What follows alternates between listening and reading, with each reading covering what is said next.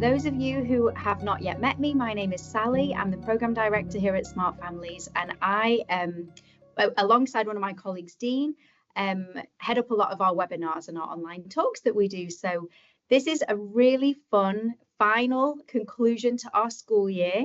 And what is really special is that I have almost all of my team on the call with me today. And before I get into the content, I really wanted to just be able to introduce you to all.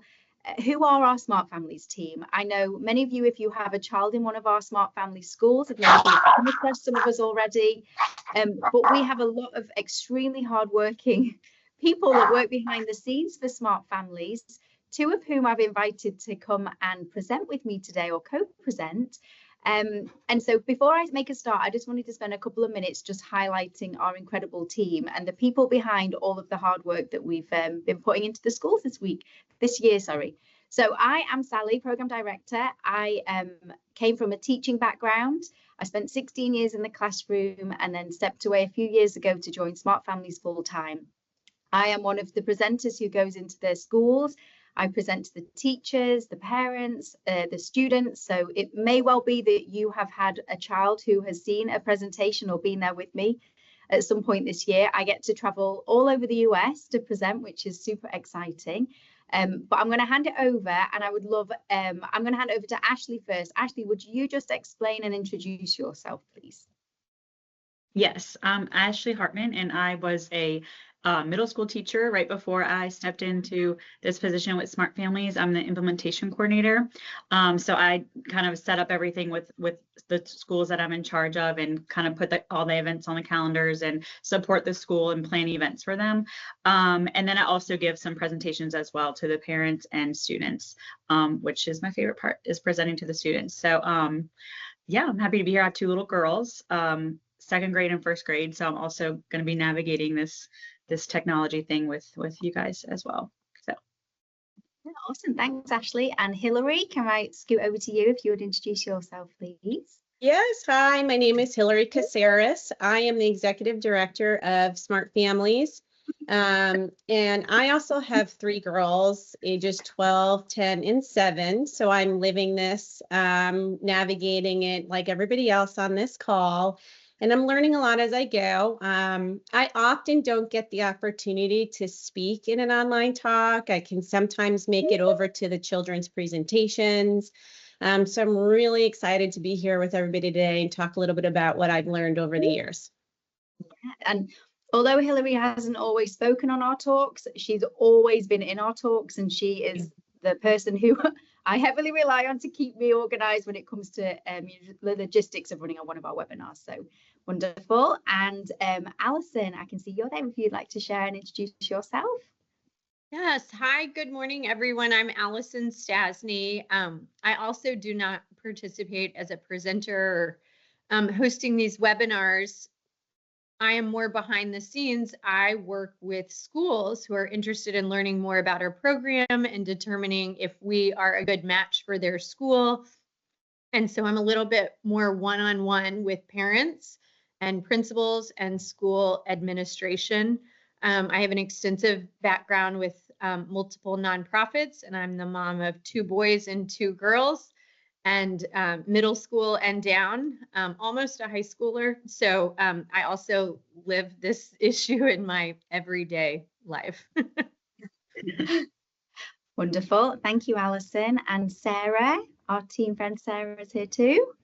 Hi, everyone. Sorry. So I'm Sarah Hyman. I work here at Smart Families as an implementation coordinator. So I work with some of our schools as well to help them sort of think about what are they able to do in terms of doing some extra sort of fun, creative things to help spread our mission. I also do some of the behind the scenes tech work. So I was a little distracted initially because I was letting people in from the waiting room and doing other things. But great to be with all of you and to be working with you and partnering with you on this mission. Thank you. And then Paula, I know we have Paula here with us too. If you are able to introduce yourself, Paula. Yeah, my name is Paola Benitez. I work as the bilingual coordinator for the Spanish community. I'm supporting the newsletters, translating them, And yes, so anytime if you need anything in Spanish, I am the person to reach out.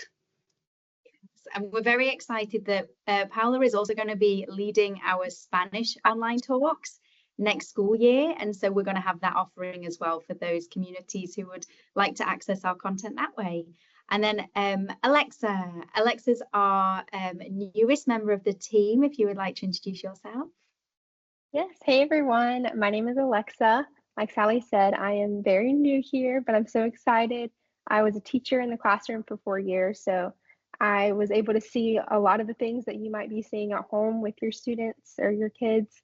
But I am our marketing coordinator, so I am in charge of making sure a lot of our content that is seen by you on social media and some of the other different content is looking good. So yeah, I'm excited to be here. I don't have kids yet, but I know a lot of this content is something that I want to take into my own family. So very grateful for Smart Families. Wonderful, thank you. And I think we are missing Dean, lovely Dean, who many of you may have seen throughout the last couple of years. He's one of our excellent implementation coordinators. He leads our faith-based content and also leads online webinars from our faith-based content as well. So, and I think that may be everybody that we have here this morning, but that is our wonderful team. So I know people always get just to see me often on these things, but there are so many other brains behind this huge mission that we do. So I just wanted to spend a few minutes letting you all see all these incredible people. Okay, so I am extremely excited about this final webinar.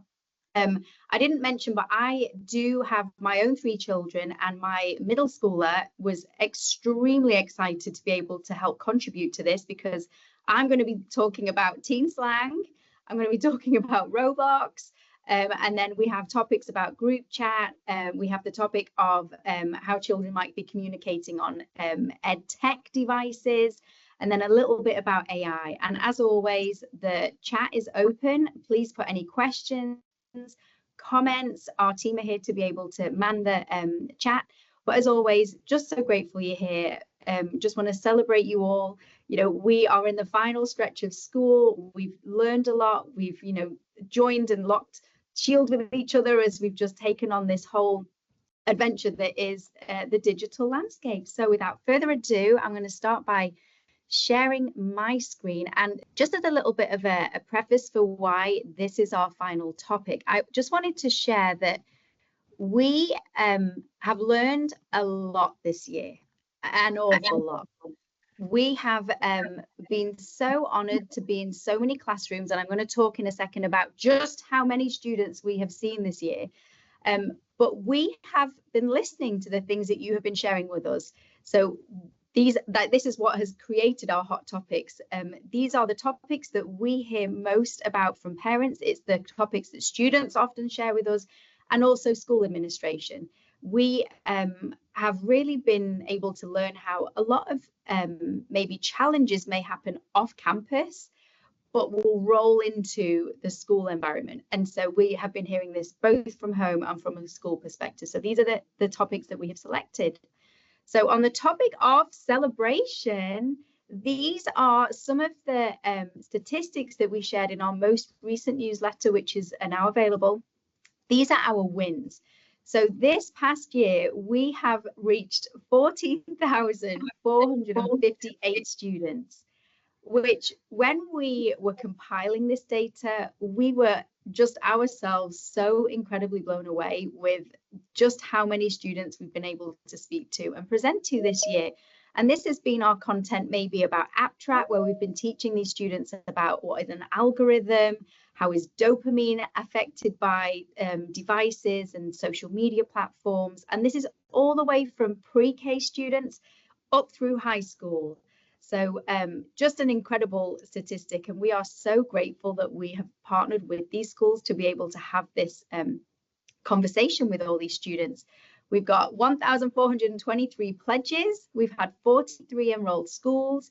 We have seen 700 educators this year, and this is either through in-person teacher training or through our online teacher training, where we have been introducing them to the topic of neuroscience. We have been sharing with them about our mission at Smart Families. 643 family codes. This is one of our amazing workshops that we do where we come into a school and we talk about our family values. And we have been to 21 different cities. And actually next week I'm flying to Chicago. The week after I'm going to Dallas.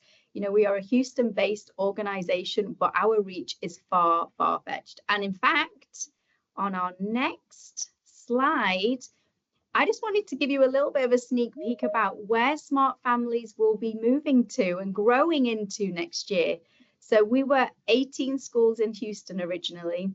And you can see now, not only are we going across the whole US down into Mexico, but we're even going transatlantic. And we are so grateful to have opportunities for us to partner with some schools in England next year. So again, just as we reflect on the year that we've had, and we reflect all about, you know, the logistics. A lot of us are working parents, we have our own children, but we are so dedicated to this mission that we will do everything work as a team to get towards any parents who are joining us in any of our new schools that we're going to be partnering next year. Just please know we are so excited to just be on this journey with you and to bring you all of the content and everything that's going to help you just raising our children in this digital space. Okay, so I'm going to start this is a little bit of a fun topic. I'm going to talk to you about teen slang. And this was where my 13-year-old was in his element. And actually, we were going through and reviewing these, and he was like, no, nobody says that anymore. And he was kind of picking the most relevant ones. He was giving me the context. So I just wanted to share with you, any of you who have middle schoolers, this may be especially in your just wheelhouse right now. You may be hearing this all the time. I also have a high school and I have a 4th grader, but it's my middle schooler. He is just forging the way when it comes to teen slang. So I wanted to just share some of the top slang words that we have been hearing and being exposed to this year. Just a little bit of kind of anecdotal, some stories around teen slang. And just to know that a lot of this teen slang originates on online platforms. And this is how, you know, if we think about when we were teenagers and we were in high school, there might be a few words that we might kind of get exposed to, but it would take a really long time for it just to have that huge geographical spread. However, because of spaces like YouTube, you know, because a lot of these social media platforms, these words just, they take hold really quickly. And not only that, but they age out really quickly. So even though I'm showing you these words on the screen right now, I'm very confident to say that I well imagine that in a few months' time, these ones, as my middle schooler was informing me, you know, these, nobody uses these anymore, and there will be something new. So any of you who are familiar, I hear Sigma all the time. This is, everything is Sigma, what the Sigma. This is just such a middle school word that has just permeated our household. Again, things like cap, skibbity. Now, skibbity was a word that originated from a really kind of like outrageous video that came out of a little head that was inside of a toilet. And it just went totally viral. Skibbity was a word that just became part of middle school vocabulary, and it can be applied and used in many different ways. I also have fiend. And if you're addicted to something, when I asked my middle schooler to put that into context, he said, well, you know, if there was somebody who was vaping, then you would just be like, oh, that's fiend. So just a little bit of context, that's how that would be used. Brain rot, that was announced as this was the word of the year this year. We put a little bit of a social media post out about this ourselves. Again, these are words that are just very prevalent in teen language. Cooked, again, this is, you might hear this if somebody, if they think they're not going to survive something, if they didn't do well in a spelling test or in a project, they were like, oh, you know, I'm cooked. So there are some of those words. Here are some others. If something's glazing, if you're overhyping something, if it's mid. You know, often I will do things in my family, or I will make choices, and my middle schooler will say that is mid. And so there's another word I hear.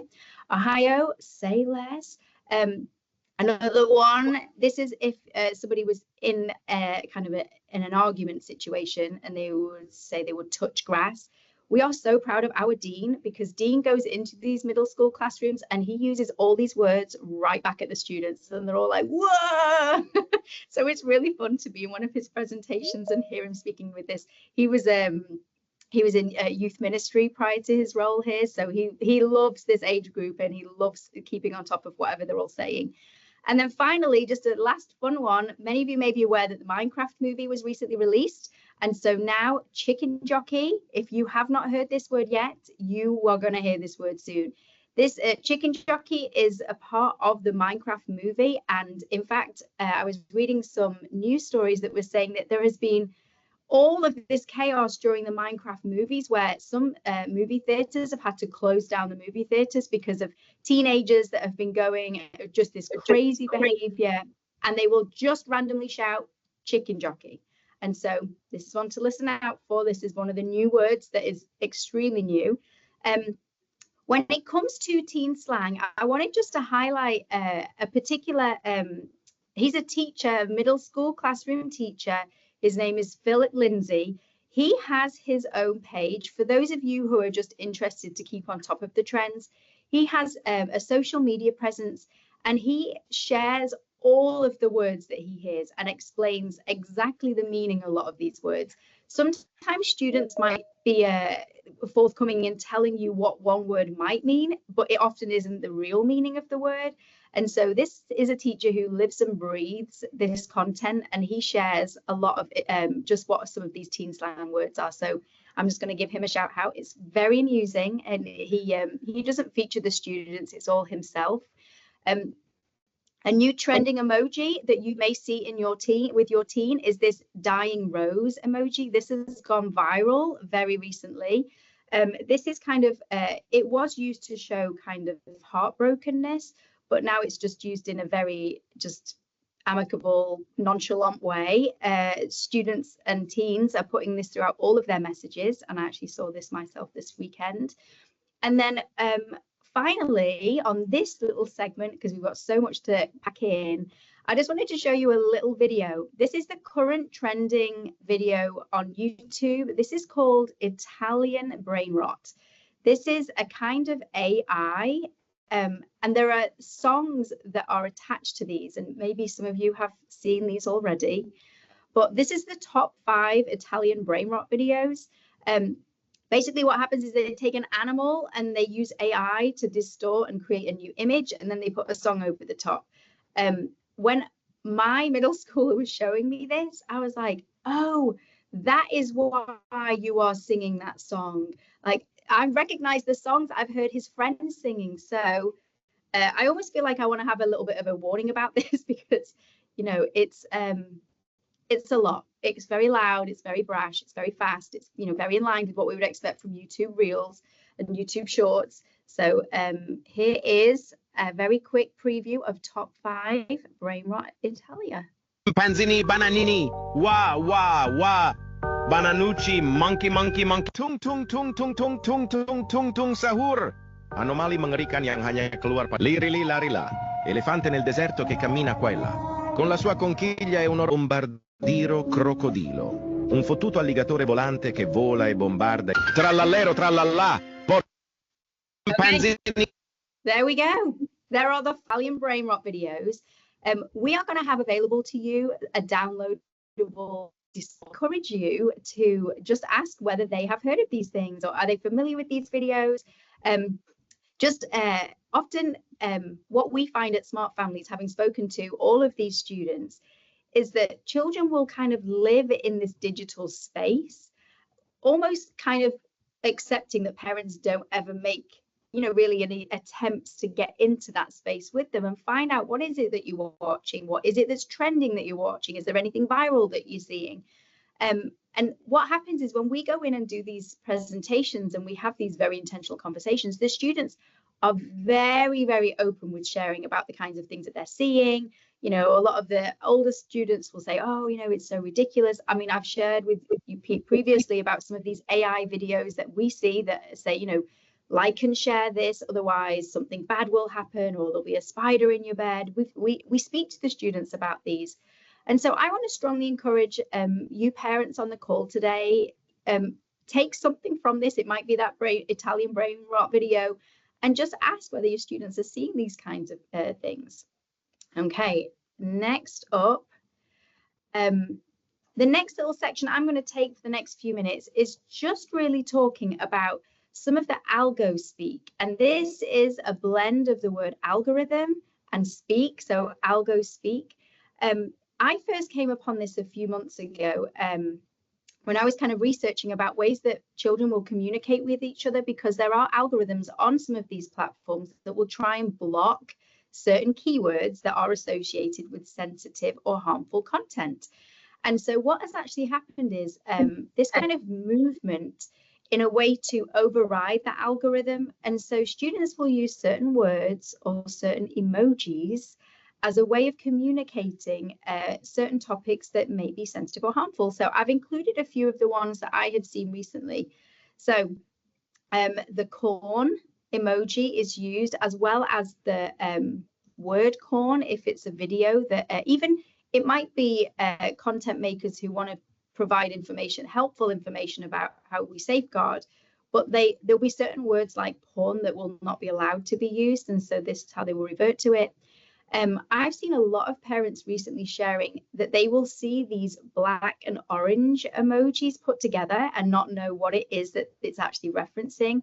This is a popular way that students will actually refer to Pornhub with these emojis without using those words.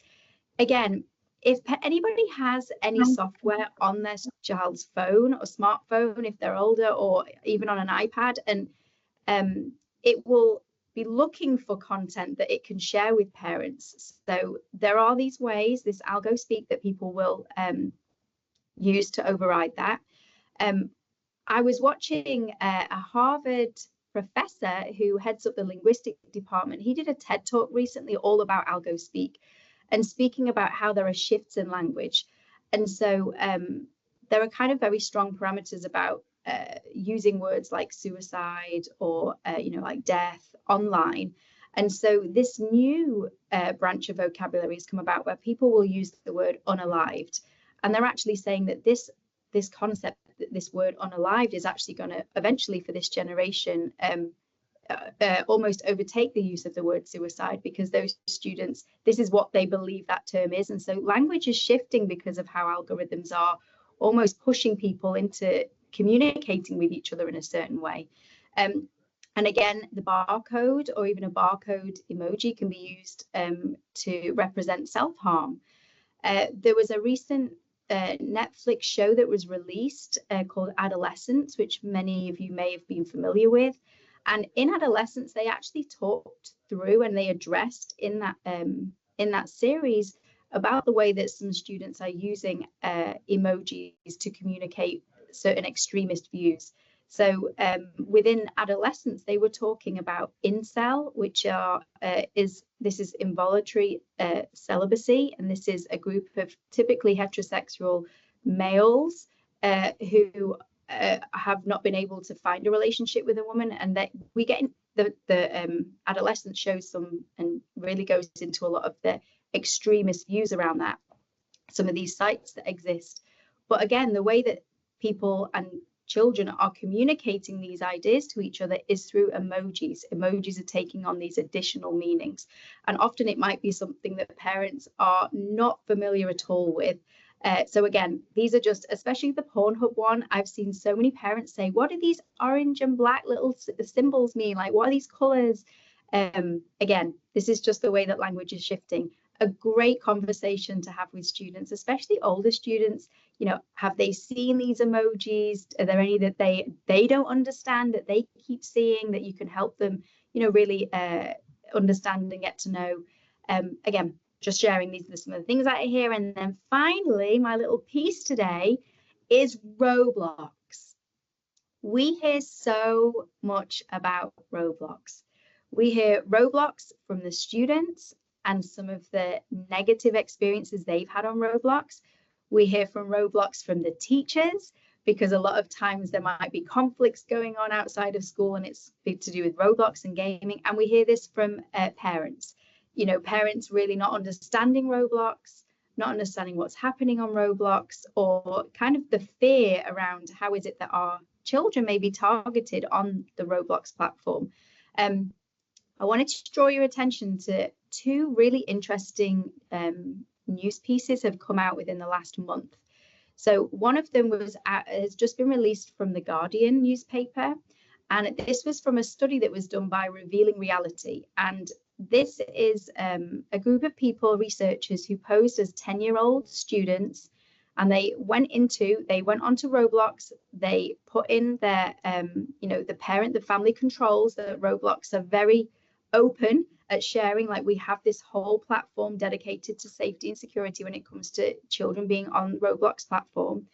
And they went on there and they put all of their family special account settings on there to mean that the child will be safe, but they went into Roblox as a 10-year-old. And what they actually found was a really concerning discrepancy between how Roblox determine whether something is kind of mid-level unsafe, or kind of moderately unsafe, or maybe totally somewhere there shouldn't be. And so I wanted just to show you a very short video of what they discovered on Roblox. And I'm sharing this because, similarly to places like YouTube, Roblox isn't a place that parents will typically go and spend time with their student. And at Smart Families, we always promote that parents spend time understanding what the platform is, in the same way that you wouldn't put your child in a car and be like, okay, bye, you know, like, good luck, you know, there's some harm there, but we're not really sure how you're going to do. We can apply that same principle to these online spaces. Roblox is enormous. It's this place with just millions and millions of different games that people can create. And then it's up to Roblox to determine whether they think it's somewhere a young child should be, or maybe a young child shouldn't be. So this is what a 10-year-old, these researchers discovered. And this was a role play room, very scantily clad characters. I'm just going to play you a very, very short, tiny bit of this so you can see. Sigma, Sigma boy, Sigma boy, Sigma boy. Каждая девчонка хочет танцевать с тобой. Sigma, Sigma boy, Sigma boy, Sigma boy. Я такая вся, что добиваться будешь год. Sigma, Sigma boy, Sigma boy, Sigma boy. Каждая девчонка хочет танцевать с тобой. Sigma, Sigma boy, Sigma boy, Sigma boy. Я такая вся, что добиваться будешь год. Sigma, Sigma boy, Sigma boy, Sigma boy. So as you can see, that is content that I'm sure many people would feel very uncomfortable with their 10-year-old being in that online space. And that was two of the characters on that particular game who were simulating a sexual act. Again, Roblox will, and as you can see on the screen here are the updated parental controls and settings that they have now recently renewed for parents to go on. One, if you are not familiar with those, I really encourage you to go and have a look what those settings are. But two, we really want you to know that despite putting the strictest of settings onto a Roblox account, children are still able to get into these areas. And YouTube have made some movements in the past few months to actually make it so parents can go on and select videos that the child can play, and so the child can only see those videos. But Roblox does not have that feature. So you are not able to go on and limit which games your child has access to. They can go in, and depending on whether Roblox decide that that is something that they feel is suitable. Another piece that just got released a few days ago was a similar, this is a Substract, and it was called, I think it's So Your Child Wants Roblox, and we can share these with people. When Hillary and Ashley are talking, I'll put them in the chat for people to read. And this was a person who then made a 6-year-old account, and they again put all of these parental controls on there. But this child was able to go and see all of this very disturbing content through these games. So we want to put a very strong warning around Roblox. We hear students share often about how people will try and speak to them. They will try and encourage them to speak with them off Roblox and within a different platform, or maybe on a different messaging form. And what's really sad when we speak to these students is almost how desensitized the students are to some of this material and this content. If anyone's familiar with the game Dress to Impress, this is one of the games that students can play on there. And I had a group of girls share with me that they had people purposely trolling them and purposely saying the most unkind things to them within this game, and just being really nasty, and the girls didn't like it. And I said, well, you know, girls, did you share with anybody? Did you share with people that this had been happening? And they were like, well, you know, people don't care.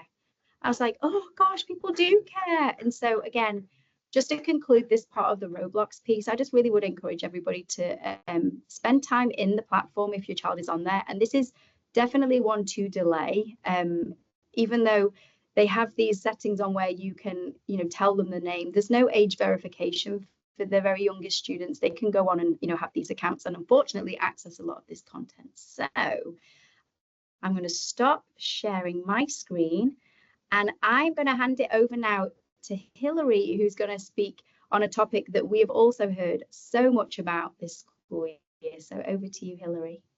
Thank you, Sally. That's a lot to take in. So again, my name is Hilary Caceres. I'm the executive director here, and I have 3 girls, 12, 10, and 7. We're going to talk about group texting today. Group texting is kind of a tricky topic because at some point, every single child will be group texting and or just sending text messages, right? We all are on the texting apps. And so I think it's just important for us to really kind of dive into it and see how we can make it age appropriate for your child. There's a lot of benefits to group texting, but I'd like to take a look at what is the definition of social media to actually see there's a huge commonality. So if you look at what the actual definition is, it's users create in online communities to share information, ideas, personal messages, and other content such as videos. So here at Smart Families, one of our norms is we encourage parents to not only delay giving their child a smartphone until after 13, but we encourage you to delay giving your child social media after 16. So it's kind of tricky though, right? So if your child's going to delay getting a smartphone until 13, we really do think it's amazing for them to go and get something called the dumb phone. But on these dumb phones, they will have access to texting. And therein lies group texting. So how do we navigate this time period between of maybe 13 if you follow our norm and our recommendation and you wait to give them a smartphone, but you give them that dumb phone at the age of 10 or 11, but now they're utilizing group text messaging, which is going to feel a lot like social media. And as we know at Smart Families, and many of you may have heard or you will hear, a lot of their brain development is just indicating that they're not ready for all of that information and all of that pressure. So we're going to walk a little bit further into what is happening today on group texting. And a lot of it is pretty common sense. When you kind of look at it in the big picture, you can see why this is overwhelming for a child and potentially just inappropriate. So there's a lot of bullying. Obviously, voice cannot be heard. So child may think they're being comical, but unfortunately it's not. It's not read that way. There's a lot of foul language, a lot of peer pressure. Sometimes a child is just trying to show off whether they did something cool during the day, or they bought a new dress, whatever it might be. That's the first place they go to share with their friends. And there's that peer pressure. A lot of constant messaging. It's not only constant and inappropriate sometimes in the time, it's the quantity. I don't know about you, but sometimes my 10-year-old will text me from our dumb phone multiple times just the word hi if I've run a quick errand. And it's really quite frustrating. But as an adult, I know to say, okay, she's a child. She doesn't really know what she's doing. I need to teach her. But another child's really not going to know that. So they're going to sit and they're going to go through all those messages, and it's going to provide some other problems. Another huge issue, Sally kind of talked a little bit about it in a way, with the inappropriate images, inappropriate content. Sex torsion is a really big issue, and it can happen through texting as well. There's a time grab, a lot of wasted time. Loss of family connection. This is another norm at Smart Families. Prioritizing your family is very important. And if a child is spending a lot of time specifically on group texting, they're going to start to feel that that is more important than spending time with their family. And the conversations that they're having on group text are going to feel more important than the conversations that they have with their family in person. So really don't want that to happen at a young age, where it's really important to keep that connection. They're going to go into some unwanted territory. This is kind of unique when I say this. It's not that they're going into content like YouTube. Some of the videos they watch is a lot of children are added into group texts that they don't want to be added to. Children don't understand. They don't ask in advance, hey, do you want to be part of this group? They just go in and they click and they add whoever they want to add. And a lot of times a child doesn't really understand they've been added. And if something goes awry on that message group, they are now found responsible / liable, or can be pulled into a situation they never asked to be in. So group texting and the people who are on those chats, it's very important to understand that they may be pulled into something that they just don't want to be. Another piece about group texting that I think it's really kind of simple, but if you look at it, the most inappropriate texting behavior takes place within a group. That's just how society functions. One-on-one texting will generally not include inappropriate content, for the most part, right? There's going to be specific situations where that does happen, but I would challenge you, if your child is on text messaging, I would comb through it and I would just see, right, that's right. Every time I see my child saying something inappropriate, there's 2 or more people in this group. That's society. That's happening all over the world, but it's just another reason why group texting can be very dangerous. And what are the implications? So the biggest thing is, I feel in my heart, is that a lot of children are just missing out in the world around them. I'm going to walk you through a very common scenario. This is about a girl who's in high school. She's allowed to be on her phone outside the classroom. So she's walking from the classroom to use the bathroom and then back to her classroom. So what does she do? This all seems very normal and safe to me. She responds to her mom. Her mom asks her a quick question about their schedule after school. She said, yes, Mom, I'll see you at pickup. I do have sports today. She reads her friends' messages. She has a few that came through while she was in class. She just quickly checks up on them, sees if there's anything special. And then she checks on her crush's Instagram account. She wants to see what's been going on, if anything exciting has happened, if he's posted anything new.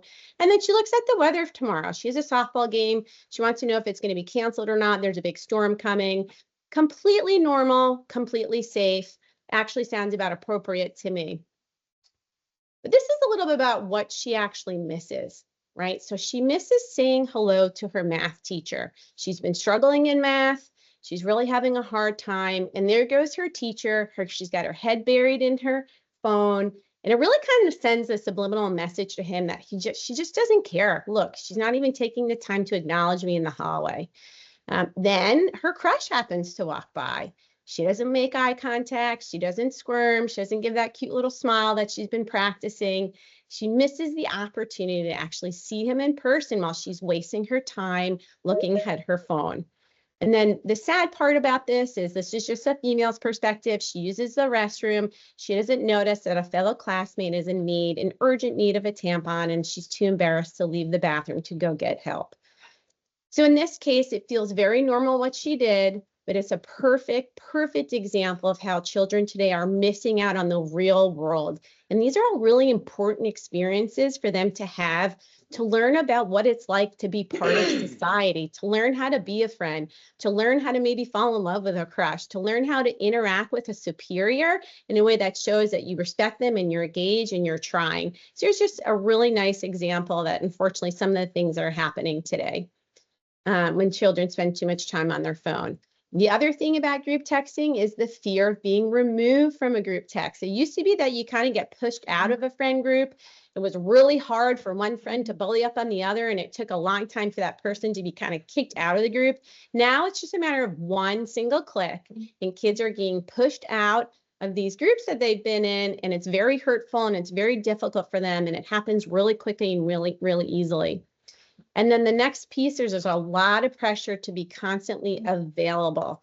Even though they know they have other things they need to be doing, when they get these text messages that come through, they feel like they need to be available, because if you don't respond, you might be hurting someone else's feelings. So they're going to put their own needs aside and make sure that friend group hears from you, whatever, if it's just like an LOL, you know, they put what they need to be doing on the back burner so that they make sure they don't do the wrong thing in the social world of text messaging.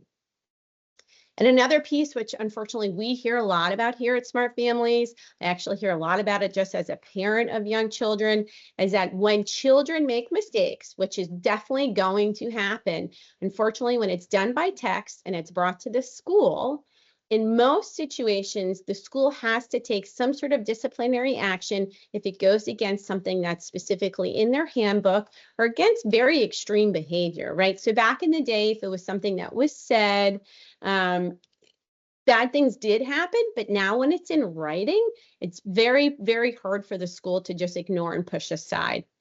Another piece that we heard from one of our principals at a high school is that 98% of the school's disciplinary issues were phone related. And so you can assume some of it was not text messaging, but I'd have to assume that a lot of it actually was.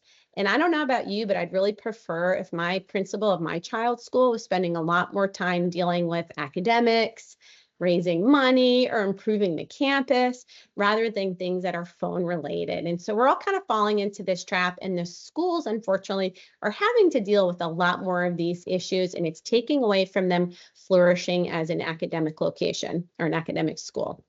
So what can you do? Okay, there's a lot of things that we can do. The most important thing to be would really is to just delay getting or allowing your child into some group texting. The next thing would be is removing the texting app from iPads and other devices that were not intended for that purpose. And this is really important for parents of younger children. A lot of parents will give their child an iPad. They don't realize they automatically will have access to group texts. There will be an account affiliated with that text messaging app because you need to set up one in order to add apps to the iPad.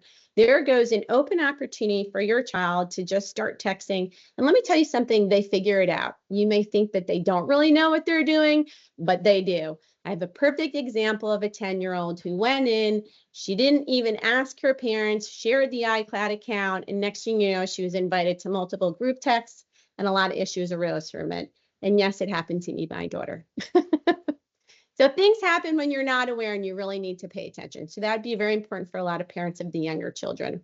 The other piece, if you do have your child who is going to be texting, please attach that account to one of your devices, whether it be your laptop, your iPad, or your cell phone. You need to comb through what conversations they are having.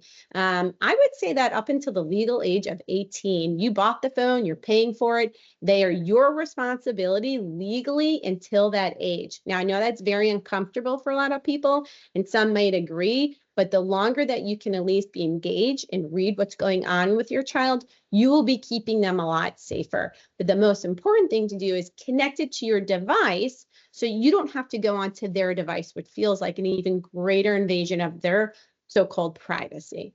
Next is talk to your child. What do you expect them to do when they are texting? What behaviors do you not want to see? And be incredibly clear. That way, when or if they break that rule, you can enforce a rule for their inappropriate behavior. And this is something I'm going to talk about in the next slide. It's very important that you explain if you do something wrong, there will be repercussions. And there's another flip side to that, though. So first, let me go through some guidelines. At around the age of 10, I would say you want to monitor it. If your child is on a dumb phone and they have that access to the text messaging and you want them to use it, I think that's a great opportunity for them to be texting a family member. Let that family member know, hey, this is my child's first time. I really want them to start learning a little bit about this. Work with them on it and give them that soft entry so they can receive a text message and learn how many to send back, how to talk, and how often to do it. The next piece is no groups at that age. They're just too young and their brains are not developed enough for it. The next would be around the ages 11 and 12. Again, you want to keep it monitored. You want to keep it with family. And I think at that point, specifically with the dumb phone, single friends is great. Start teaching them how to get in touch with a friend if they need to. Teach them that responsibility. But I would say if you want them in a group, only one group. And I say that because it becomes very, very overwhelming for the child. As we just learned, they're going to be receiving too many messages for them to keep up with. They need to remain focused on their family, focused on their education, and other things that are important to them. So if you add too many of those groups, all of these other problems and implications will start coming into place. And finally, over the age of 13, obviously, children are going to be full-blown texting and doing everything that everybody's doing else in the world, but make sure you continue to monitor it. At 13, they're still really not ready. Their brains are not fully developed, and they may run into issues, and they're going to need your help. Here are some quick talking points. I know Sally's going to be preparing a handout after this, but some of that I just really want to mention what's most important. Privacy. Not only is what they're talking about and saying to each other not private because it can be taken as a screenshot, it is not private because you will be watching it. You will be paying attention to it. It is okay to tell your child, hey, every so often, I'm going to be looking at your text messages. It keeps everybody kind of on their toes. I'm sure they'll be saying that to their friends. This is kind of controversial, but I really feel that people need to feel confident that it's something that they can and they should be doing. Group chats, peer pressure, it just explains to them that you understand that within these group chats, it really kind of amplifies it. Teach them that it's okay to take a break. You're not hurting anybody's feelings if you just need to take a day to step away. Tell them, I'm stepping away, or whatever it is. Let your child know that that's a good thing to do. Remember your values, obviously. If you're not going to say it in person, don't write it. Teach them how to use the settings. There's a mute setting. There's so many things that they can do to help walk them through what group texting is going to be like for them in the future.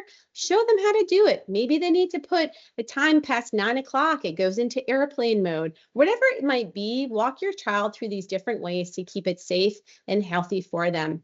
And then finally, this is my most important piece here is no matter what, make sure your child knows they can come and talk to you when there's a problem. When we speak to a lot of individuals in law enforcement, sadly, the strongest commonality when something has gone wrong is that the child was too afraid to tell the parent that something bad had happened. It's really important that you make sure that although you're going to have to reprimand them, if they potentially do something wrong, the most important piece is they know they can come to you no matter what. And so that's a very difficult balance, but I think if they see something, they really need to say something and it needs to be to you.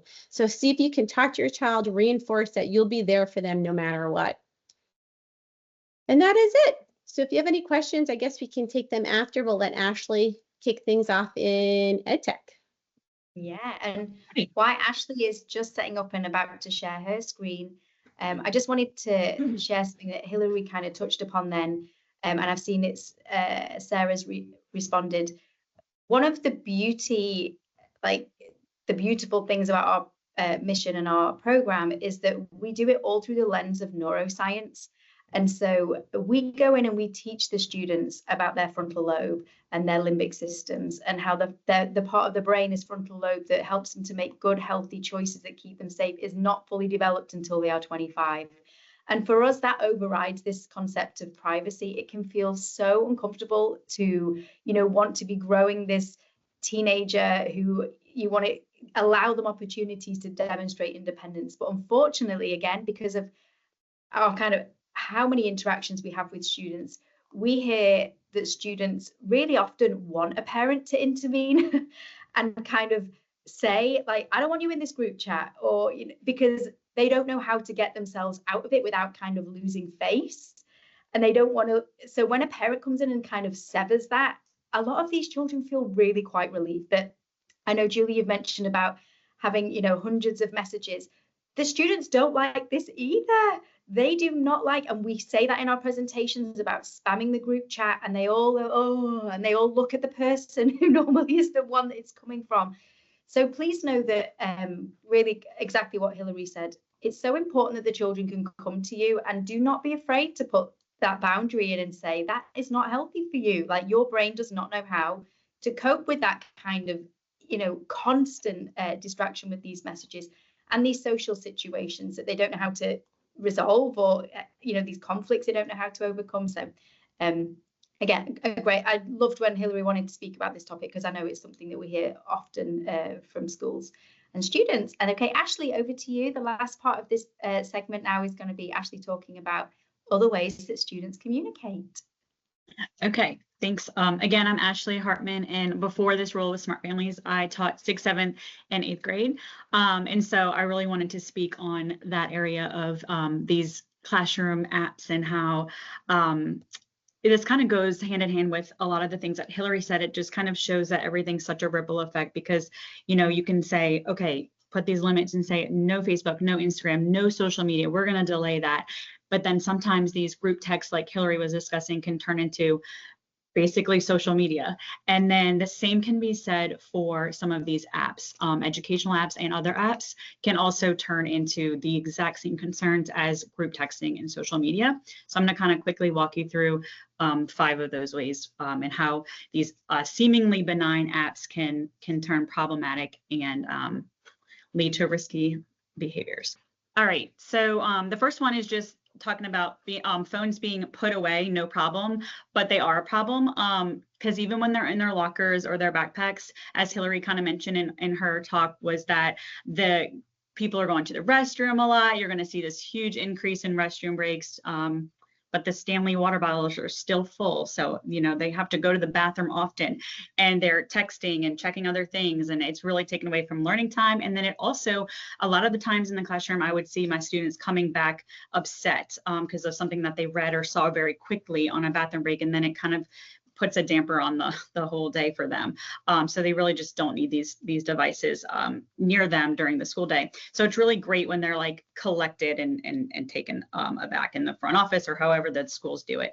And then also they could have a hotspot on their phone. So if their phone's in their locker, they can have the hotspot, and that will provide them internet access on their device, their school device, their school iPad, or their school Chromebook that they have.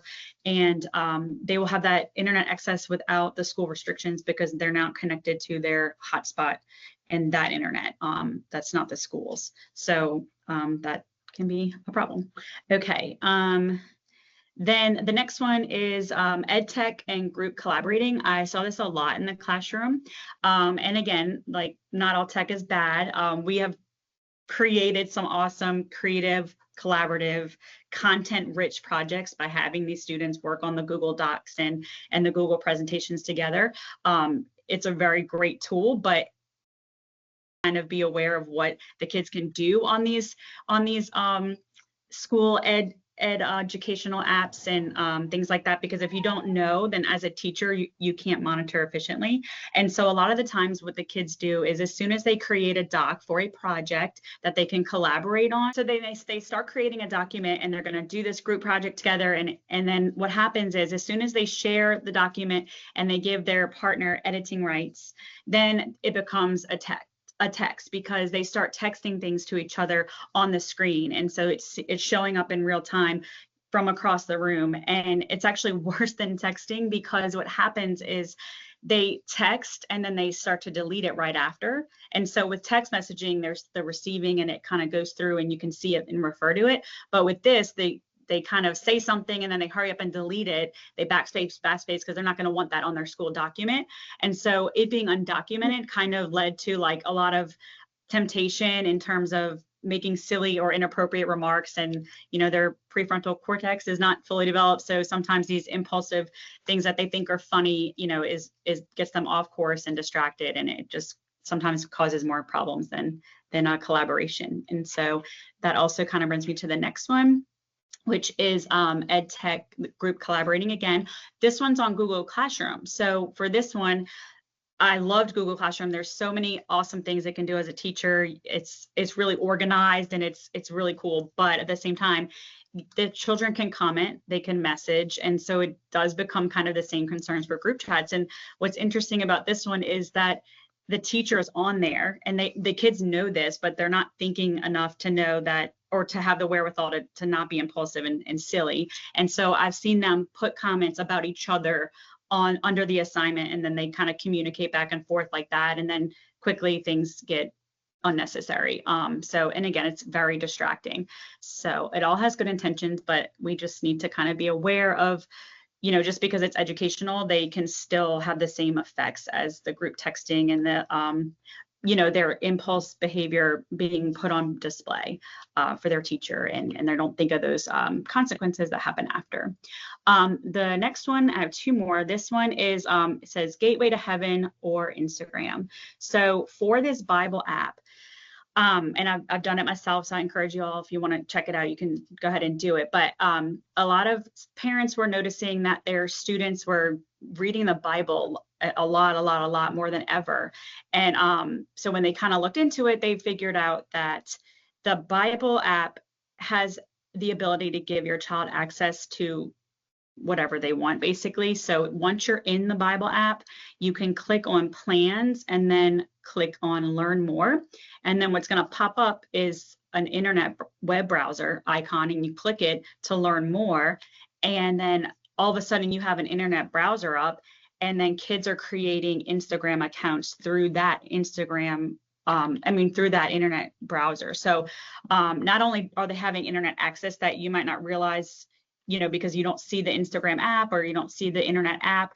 So they have access to the internet, but then sometimes they're also even creating the Instagram account. So as a parent, we might not realize that the kid actually has their own account because we don't see it on their phone. But really, if you go into this app, you can see some tabs that might be up.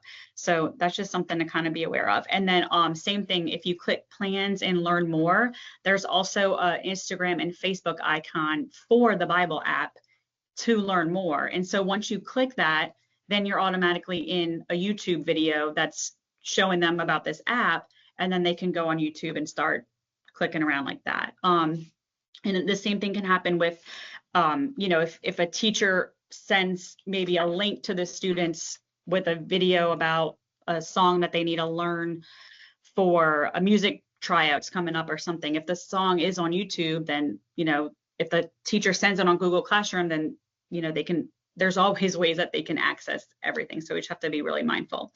And then the last one is Spotify. Okay, so Spotify or TikTok.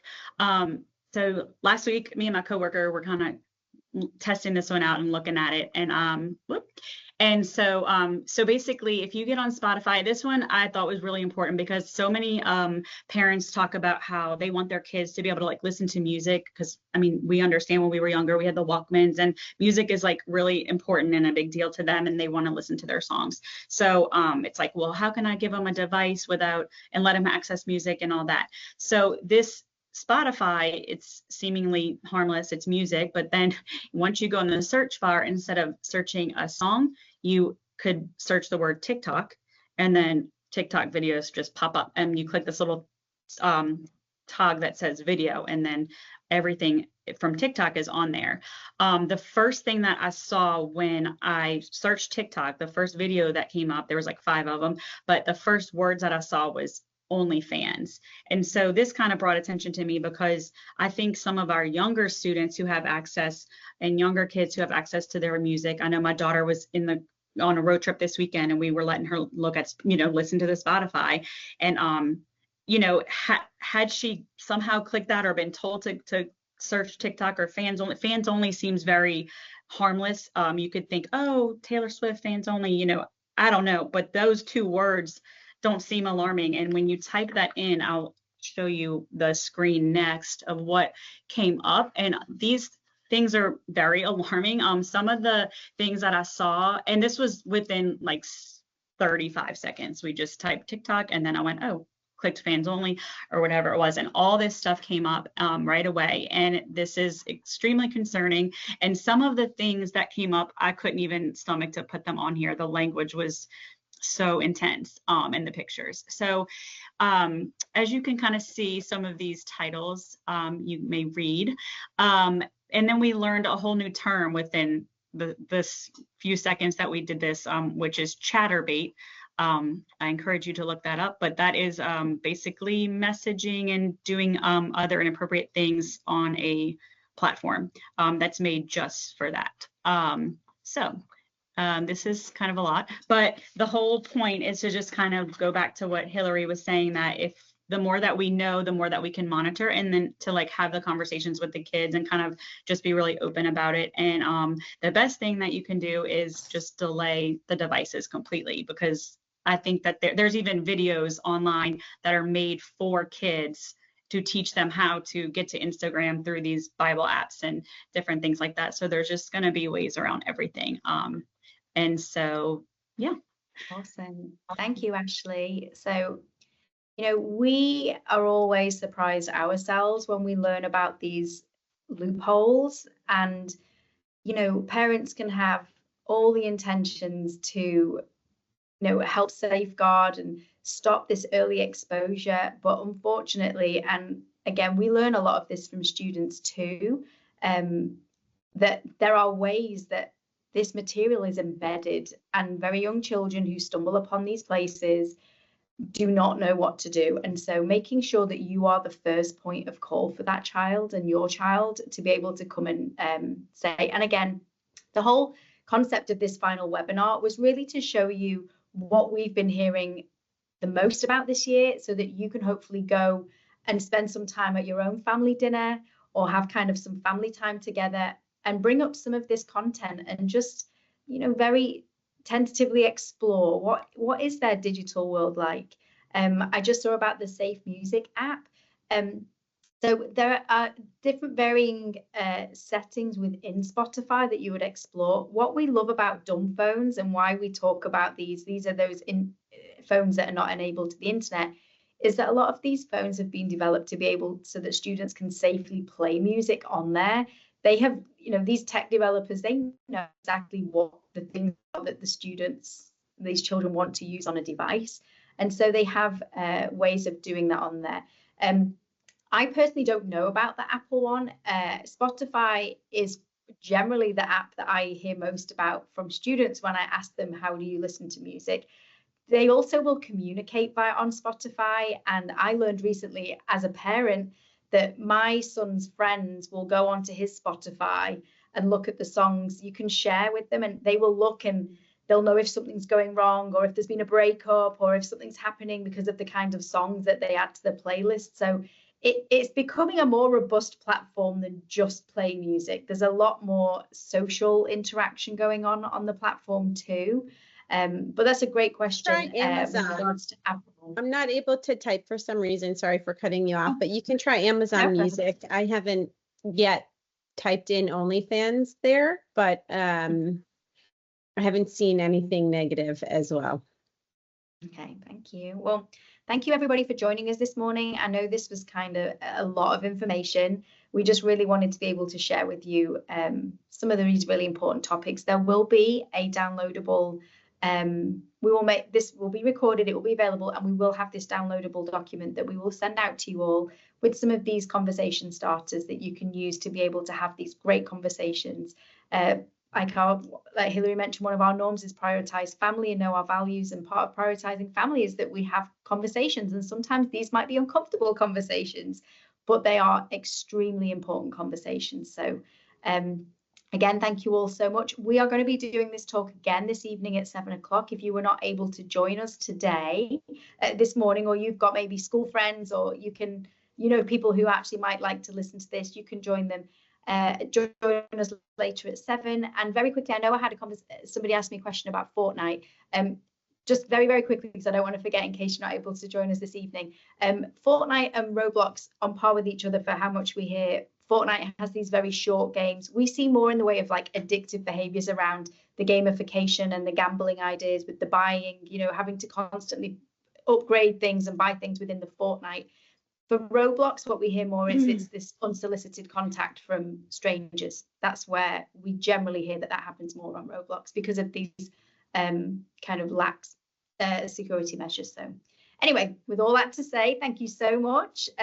We hope you have a great week, a great final upcoming month of school, and we hope that you will come and join us again once we start our next year of webinars. So thank you, everybody. Have a great rest of your day.